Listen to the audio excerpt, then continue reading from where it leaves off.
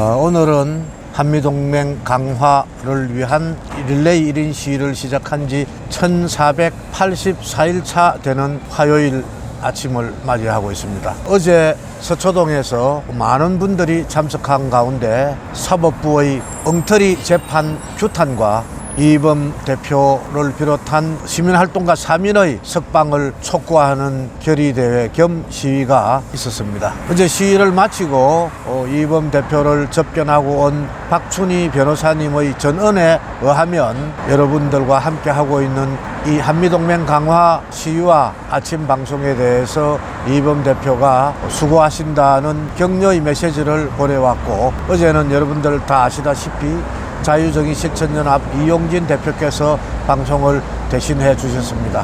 여러분들께서도 동영상 메시지나 직접 방문하셔서 함께 해주시면 구속 수감되어 있는 이범 대표에게 더욱 큰 힘이 되리라 믿습니다.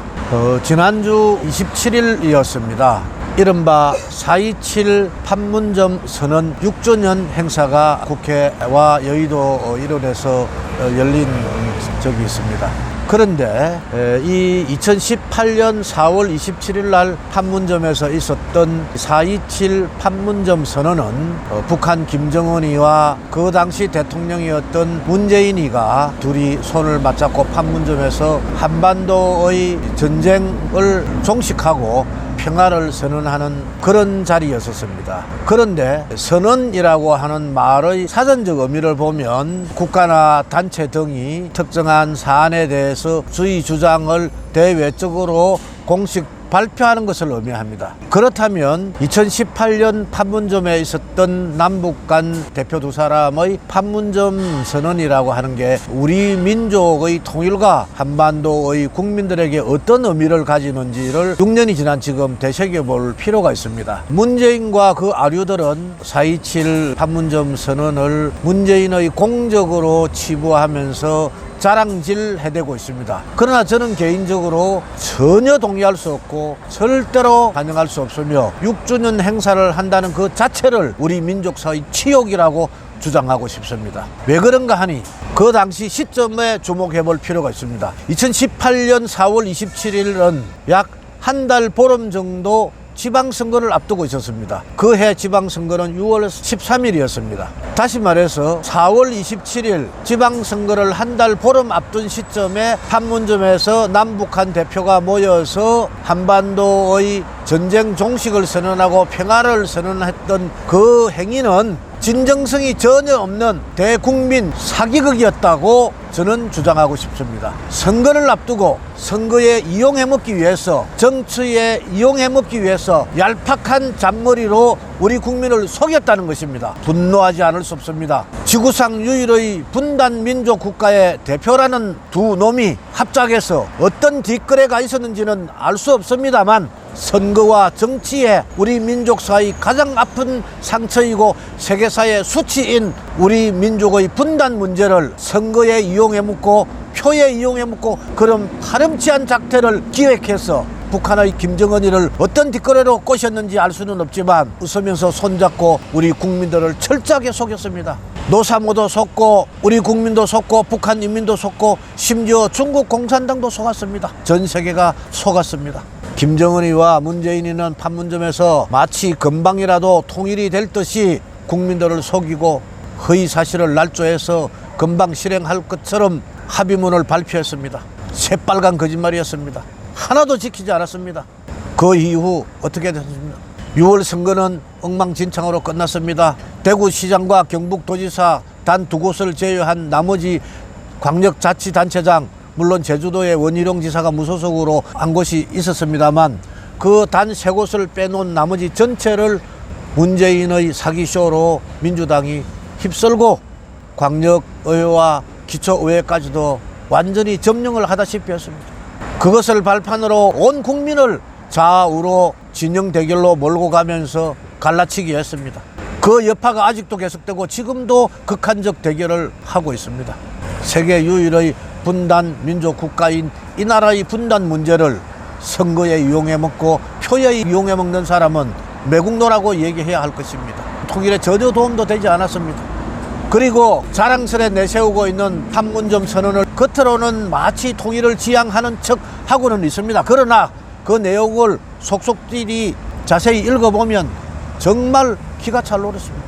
그 문장 밑에 숨어있는 내용의 진 뜻을 보면 북한과 김정은을 전 세계에 인정해주는 내용이 바로 그 4.27 판문점 선언의 본 뜻으로 숨겨놓은 문재인의 사악함이 그 뒤에 도사리고 있는 것입니다. 우리가 또 속았어야 되겠습니까?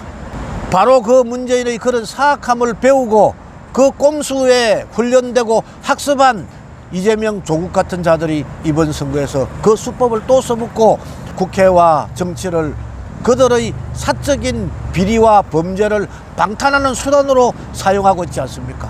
4월 27일 판문점 선언을 문재인이 그렇게 자랑하고 있습니다만 그 판문점 선언 내용은 단 하나도 지켜지지 않았고 불과 1년이 지난 시점에 김정은은 문재인을 향해서 삶은 소대가리라고 일국의 대표로서 입에 담을 수 없는 그런 욕으로 문재인을 퍼부었습니다만 단 한마디도 하지 않았습니다. 당당하고 떳떳했다면 그 어린 놈이 그런 욕을 퍼부을 때 왜 한마디도 못하고 입 꾹 다물고 합죽이 모습을 그대로 하고 있었습니까?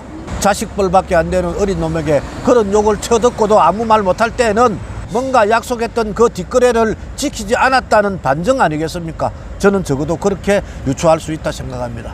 아직도 전쟁이 끝나지 않았고 서로가 총부리를 겨누고 대치하고 있는 팽팽한 긴장감 속에서 우리나라를 대표한다는 대통령이 USB를 직접 전달한 사실이 있습니다.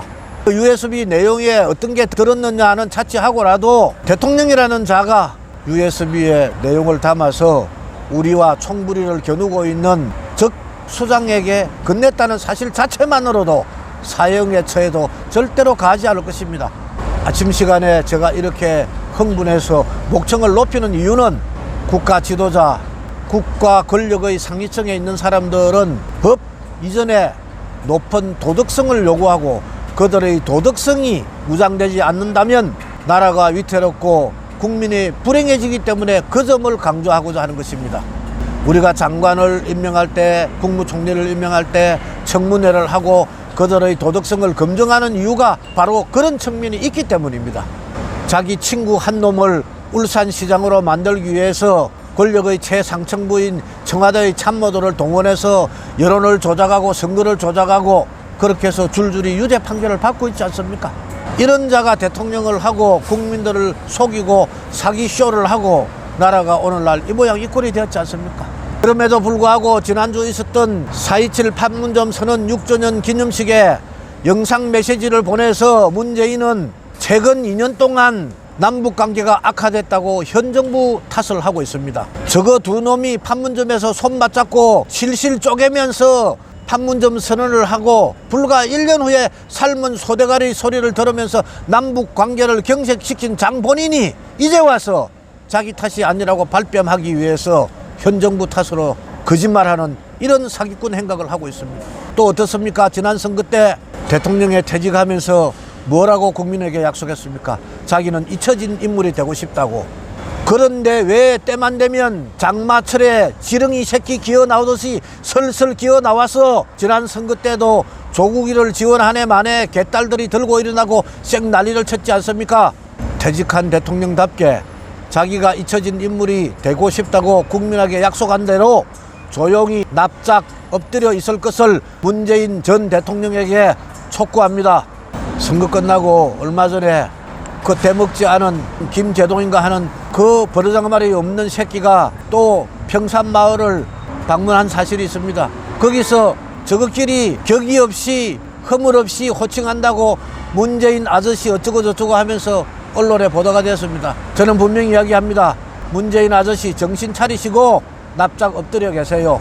절대로 장마철에 지렁이 새끼 기 나오듯이 때만 되면 설금설금 기 나와서 나대지 마세요. 분명히 경고합니다. 자, 여러분, 우리가 이렇게 이 어려운 자리에서 1484일 동안 한미동맹 강화를 외치면서 많은 분들이 24시간 고생을 하며 릴레이 시위를 이어가고 있는 이유는 우리 이 땅의 고귀한 명제인 자유민주주의를 수호하고 우리 국민들의 생명과 안전을 지키며 평화를 보장하기 위한 목적으로 고생을 하고 있습니다. 비록 몸은 우리 곁을 잠시 떠나 있지만 마음만은 항상 여기 있다는 메시지를 전해주는 이범 대표의 석방을 위해서 각자가 이 역할을 더욱 열심히 다하고 하루속히 이범 대표가 우리 곁으로 돌아오는 그날을 기다리면서 오늘도 아침 일기를 이범 대표를 대신하여 방송했습니다. 여러분 감사합니다.